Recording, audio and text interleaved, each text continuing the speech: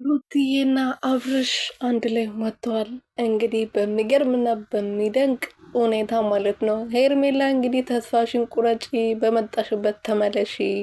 ሜሮን እንግዲህ ሻንጠሽን አሸክሜ ወደ መጣሽበት ገጠር ተመለሺ፣ መሳፈራ ምናምን እንስጥሽ ብሏት ነበረና ወይኔ እናቴ አሁን ነው እንግዲህ የሚያስፈልጋት መሳፈራው ምናምን ማለት ነው። ምክንያቱም መመለሻዋ ጊዜ ደርሷል። ወደ መጣችበት ለመመለስ ትንሽ ጥቂት አንድ ሁለት ቀን ነው የቀራት ማለት ነው። ዛሬ እንግዲህ ታፈቅረኛለህ ወይስ አታፈቅረኝም በማለት ትጠይቀዋለች። አብርሽ ደግሞ መልሱን ይመልስላታል ማለት ነው። አላፈቅርሽም ብሎ ይመልስላታል። ምክንያቱም የሚያፈቅረው እሱ ሩቲና ሩቲዬን ብቻ ስለሆነ ማለት ነው።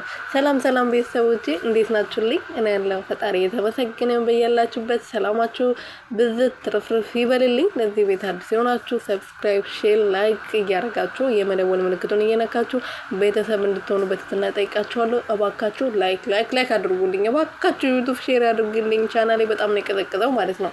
እና ምን ልላችሁ ፈልጌ ነው ሩትዬ እንግዲህ ጀግናዋ ለእርቷ ብዙ ነገር ለማድረግ ሞክራለች።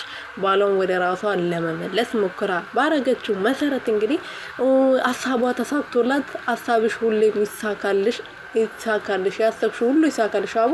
እሷ እንግዲህ ያሰበችው አሁን በተረጋጉበት ዴቭም አስታርቋቸዋል። ያው አንድ ላይ እንዲሆኑ ሳይሆን ልጃቸውን በሰላም እንዲገናኙ ልጁ ስታገናኘው በሰላም እንዲያወሩ አድርጎ ነበር ያስታረቃቸው። ሩትዬ ደግሞ ይሄን አጋጣሚ ተጠቅሜ ባሌን ወደ ራሴ መመለስ አለብን፣ ለራሳችን ጊዜ መስጠት አለብን በማለት አስባ እንግዲህ ብዙ ነገሮችን ለማሳካት ሙከራ እያደረገች ነው። ይሳካላታል። ደግሞ ጀግና ናት፣ እንተማመንባታለን በሩቲ ማለት ነው። እናንተ አትተማመኑ?